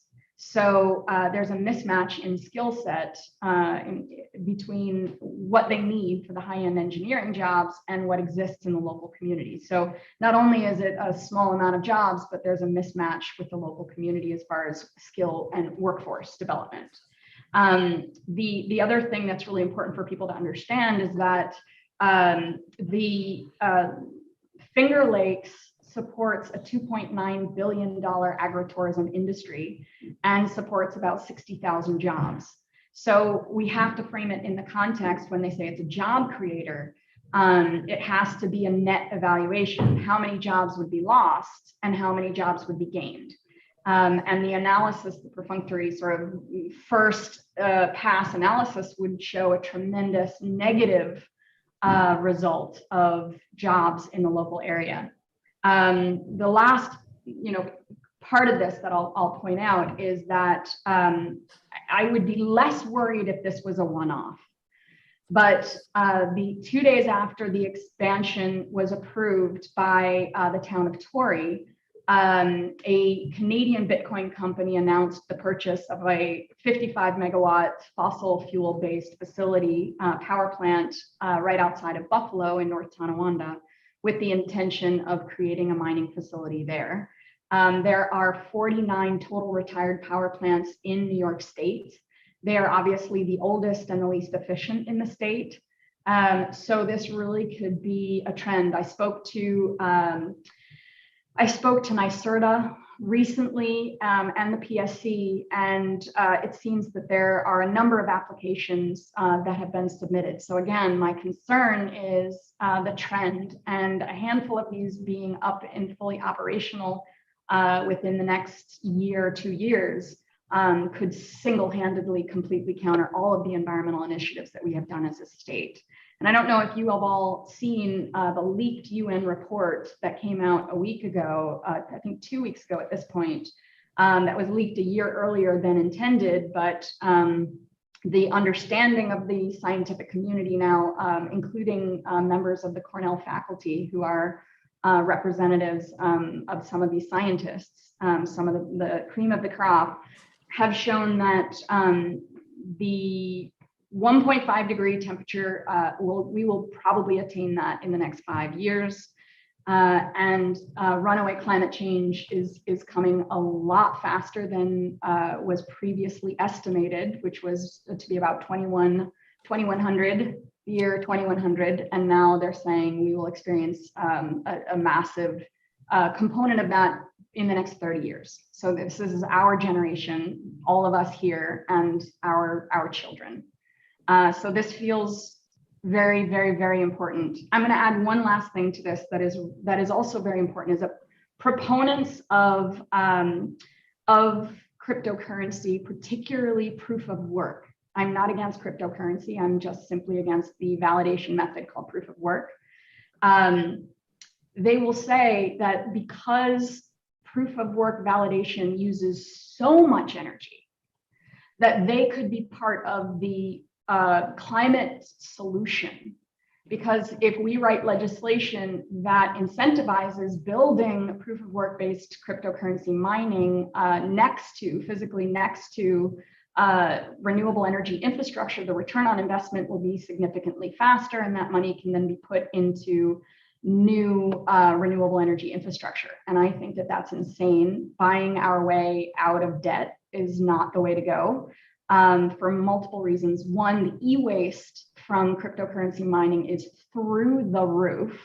And secondly, we have to mine for all the materials for the renewable energy infrastructure itself. So we should not be focusing on building the most renewable energy infrastructure we can, but creating the most efficient system possible and getting the most energy we can out of the infrastructure we have. So our push right now, and certainly help that you can provide as well, is to put pressure on the DEC to hold a public hearing for the renewal, the air permit renewal that is currently up for the Greenwich facility. It is up for renewal in August. And I think it's really important that they hear from all of you, that they hear from me, that they hear from the agritourism industries, the wine, cider industries, breweries that will all be affected very directly, particularly because of the massive direct impact on soil and water quality right now in Seneca Lake. And that will, of course, directly impact our, our tourism, because there are a lot of people that come and stay in Ithaca and stay in Tompkins County who come to do tours, obviously, around both Cuba Lake, but Seneca Lake as well. So that's where. So, Anna, you said there is a public hearing in August? No, there isn't one established, and that is where my focus is right now. I will be meeting with the DEC in a couple weeks, and I will be writing my own testimony requesting that there be a public hearing so that they hear from all of the stakeholders and not simply the application from Greenwich. Okay. Okay, well, keep us in touch, because if that gets set up, yeah, we'll be there. Okay. Absolutely. Okay. So that's like, in a nutshell, as I said, I could talk about it for hours and hours.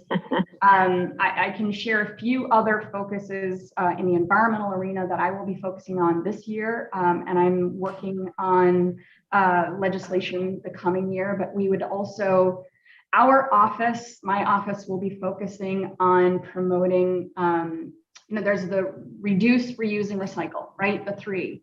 But for the last couple decades, our focus has been on recycle because that's the easiest, and then we have guilt-free consumption.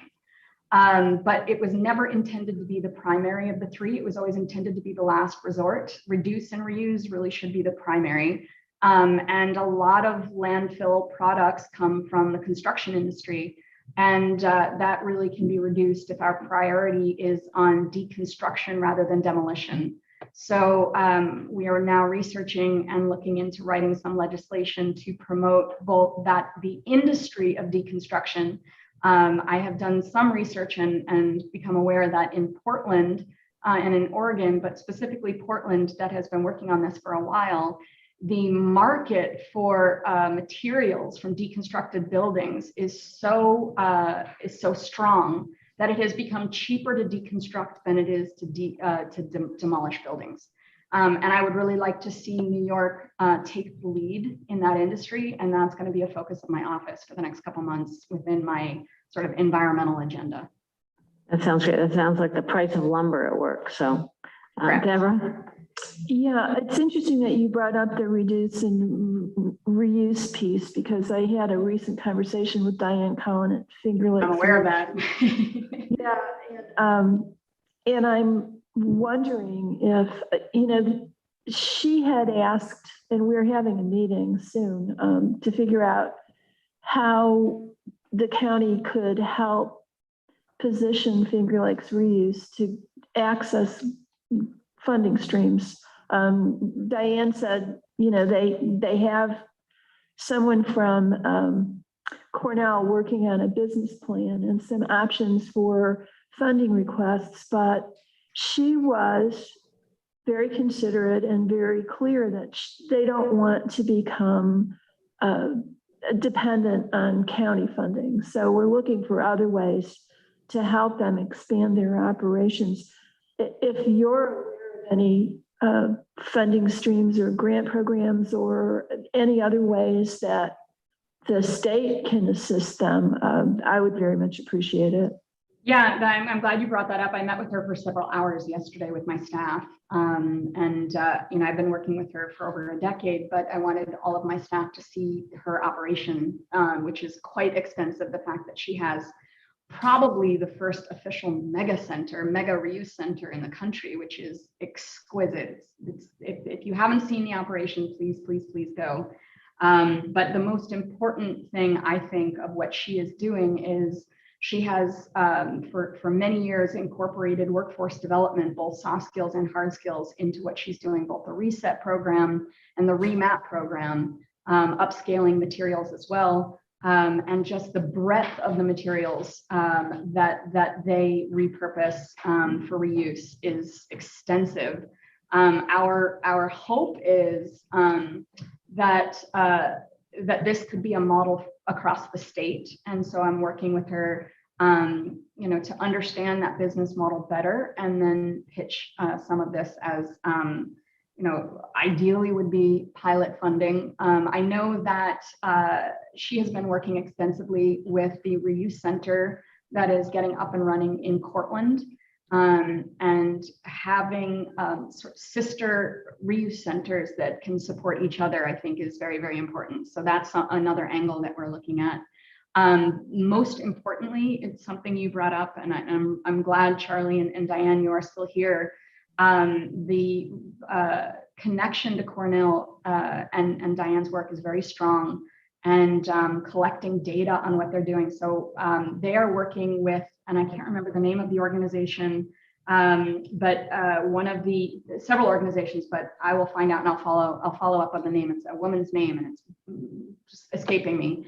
But an acronym of another organization is called CROWD, and collectively with Cornell researchers, they are going to do a pilot deconstruction of two houses in Tompkins County in the fall, I think. But it's very important that we collect the data on exactly the cost, the time it takes, an inventory of what they're able to preserve, and then the sale of. So it would establish the foundation for what the potential market is in the state. And I think that is super, super important research. So I did want to just note that's also on our radar. But Deb, that is absolutely on my radar. I plan to continue to work with her, and we are going to meet with the Cornell faculty and Diane and my office, and I'll hopefully be able to bring in some other legislators to brainstorm ways in which we can support the expansion of reuse centers in the state. Yeah, thank you, Anna. And just FYI, in case Diane didn't mention it, Natalie Bernowski's already going to be working with Diane to get them some workforce development grants. Yeah, very, very excited about that. She told me that yesterday, so thank you. All right, any other questions for Anna? Because we're at a little past our committee time. Yeah. If I could just, Anna, Mike Lane. Hi, Mike. We recently had a meeting out at TC3, and they're talking about working up more courses and more efforts short-term to help people with their skills, more like micro-credentials. Yep. And one of the things they told us was if they're asking for something that has 12 credit hours, it takes 2 years to get the course approved at SUNY.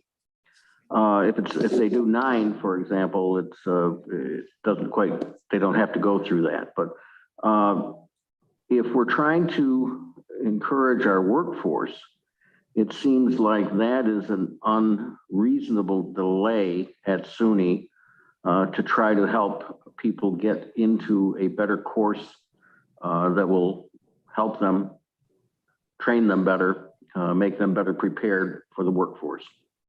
Yeah, I could not agree with you more. And actually, Charlie and I have had extensive conversations about this. So Charlie, please jump in. But if I recall correctly, Charlie, in our conversation, there is either a bill or there's been a conversation about changing the process for certification through the State Board of Education. There is certainly resistance, I can say that, and I think reticence for some of leadership in the legislature to I think in their words, if I were going to put words in their mouth, to stick their nose into SED's purview. But Charlie, that was the last conversation you and I had. It's certainly something I 100% agree with you, Mike. And it is something that Charlie and I are brainstorming. I would love to see that addressed and streamlined. Yeah, thanks. I can just add a little bit to it. So the state ed department, just as Anna said, they in law they have the require that they have a process to approve all new programs, et cetera, et cetera. And they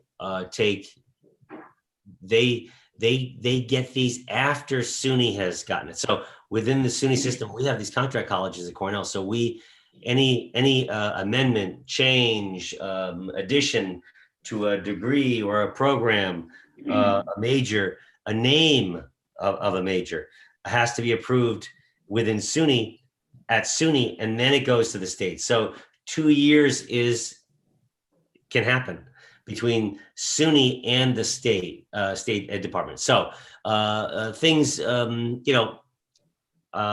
always bubbling in this area because all of higher ed in the state of New York has gone nuts for many years about this office. And Anna is totally right. The legislature, more the assembly than the Senate, tends to give the state ed department a free rein, and it's not an executive agency, so the governor doesn't have direct control over them. There's the Board of Regents, et cetera. So this last legislative session, the governor had a proposal in the budget to streamline this process. He didn't get what he wanted. So there are discussions going on. The Senate is trying to sort of broker a deal to make it so that the state ed department handles these things in a more, Yep. So nothing really has sort of changed. The heat is on at the state ed department. The people are starting to look into this more closely. Hopefully the winds of change are coming. People are talking about the cost.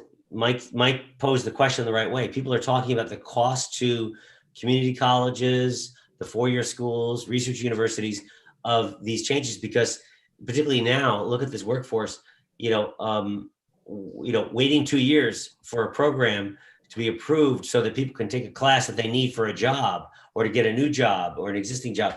It doesn't make any sense. It's really anti-competitive. Well, and I would add to that, Charlie, one of the other major issues with it is that the micro-credentials are based on technology and workforce needs at the moment, which will be different in 2 years. So a program that is designed in 2 years could be obsolete, and it certainly would be different. So, Mike, I'm definitely an advocate of that. One thing that a bug that I would like to plant in everyone's ear, and Charlie and I have talked about this, is I think that it is the wrong infrastructure to have the community college system underneath the SUNY system. I really think that it actually should be its own, own infrastructure parallel to on the same or on a different track equal to. And the reason why is because the population that's going to community colleges on average have different needs, have different restrictions. There is a significant higher percentage of them that are part-time, that have to work part-time, that have families, that are older students. It's a different population with different needs, and it should be treated differently and not as an afterthought to the SUNY system. So I'm just sort of planting a bug in your ear on that. That's something that I have been exploring, cautiously. I don't want to rock boats too hard, but that is something that I would love to see. In this last budget season, I was extremely outspoken about keeping community colleges harmless, holding them harmless. Up until 2 days before the budget was finalized, that piece was not in there. There were a handful of us that, as I said, were very outspoken, and thank God that was, put in at the last second. But the fact that it was still there 2 days before the final budget gives me a bit of concern. And I think that we need to be prepared and outspoken as advocates, both at the local level and at the state level, that community colleges hold an exceptionally critical part not only in our society to, to help people who are that unique population, but also for COVID recovery. We phrasing it and in that context, in both of those contexts, I think is super critical. Well, I certainly appreciate that both of you have this on your radar and are working together on it. Yeah, I'll just that's add great. too, it's not, it's statewide issue, the Association of Private Colleges and Universities, it's front and center. They've been working tirelessly on it because again, it affects so many places, every corner of New York State. So I'm really glad you asked the question. Our provost and our president, they keep bringing it up and badgering people, from the governor's office to the regions. And we are constantly pushing the state controller, everybody. So we're actually, again, we're working on sort of new angles on it even now, hoping that we can make some progress on it because it affects us all. But Anna's right. We, at Cornell, it's aggravating. We put up with it. We're trying to change it. The community colleges, they don't have that luxury. They can't say, we'll focus on these things. We'll always have students taking these programs. For them, it's sort of could be life or death.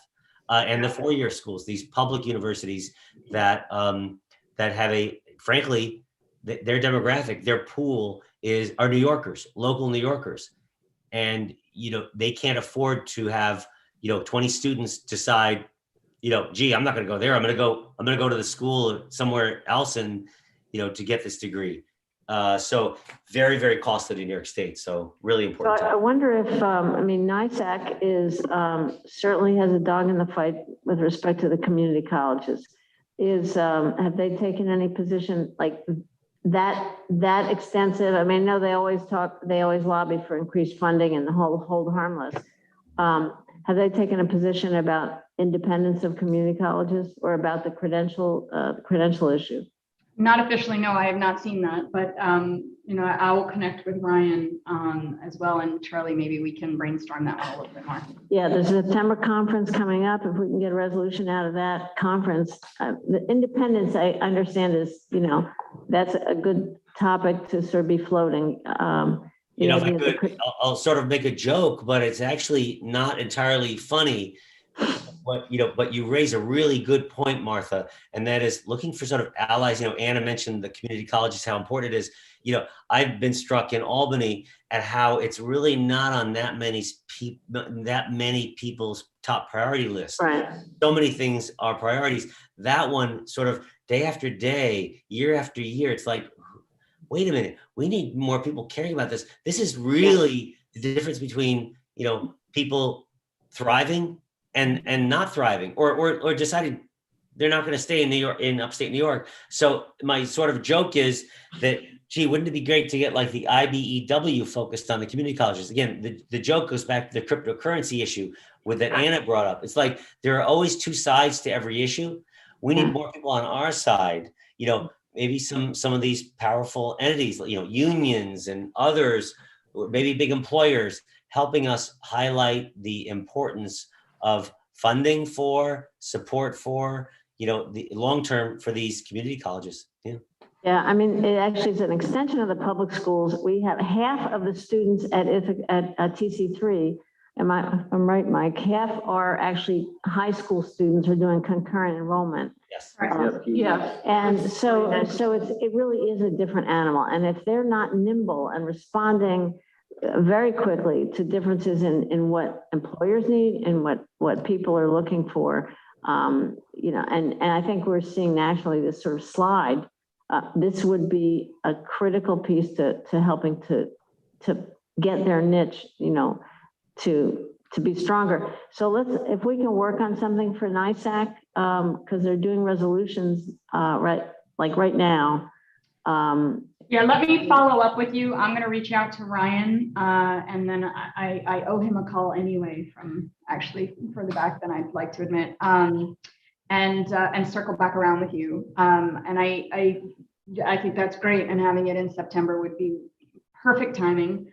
I'll just end, I know we all have to go, by noting, Charlie, you brought up a really good point about the unions, and I have the unions, I've spoken to them. I've also spoken to leadership at TC3 because a lot of the community colleges don't have the extra funding for capital investments. And so a lot, the unions have already built infrastructure. They have the labs set up for all their internships, the apprenticeships, and the training. So the idea I pitched was that they could partner, and instead of building labs on the campuses, they could use the union laboratories. So I think that there is real opportunity for mutual growth, because I know a lot of the unions are really looking for membership and new membership, new blood, more diversity. So I think that, that is a natural collaboration that we should all be promoting. All right, this is great. And with apologies to our staff who are hanging in there longer to monitor this meeting, I do want to take a moment and update you, Anna. We just passed a resolution about Medicaid reconciliation. That thanks in part to your help nagging people in the right places. We did get the FOIL information that $3.5 million is what's owed to Tompkins County, not counting this past year. And just passed resolution, Dave Lucas at NISAC has told us that a dozen other counties have also now gotten a FOIL response and know their numbers, and they're looking for this resolution. So they're pretty confident there will be a lot of counties raising their hands. And we really thank you for taking this issue to the right places and taking the time to explain it to them. Absolutely. And are you putting this resolution that you passed locally to a resolution in NISAC? Are you bringing that? NISAC passed a resolution, similar resolution in January. Yeah. Okay. Yeah. Great. So, Wonderful. and so it's nice to know, Anna, that, you haven't lost your ability to pack a whole lot of stuff into one sentence, and that you're well-versed and really up on all the latest on the issues you're working on. Thank you so very much. Absolutely. Next time we'll see you in person. And all of you, maybe we'll see you in person at sometime soon. Thank you so much. Any last questions or comments from the committee? All right. Thank you all so very much. Love this conversation. Appreciate it. Have a good day. All right. Take care, everyone. Take care. Bye. Okay. I guess we are adjourned. Oh, we didn't do the minutes. Minutes. Okay, got a motion on the minutes from June 9th. Moved by Deborah, seconded by Mike Lane. Henry. By Henry, seconded by Henry. Any questions? All in favor, please raise your hand. All right, that's unanimous. Thank you very much, guys. All right, appreciate it. We are adjourned.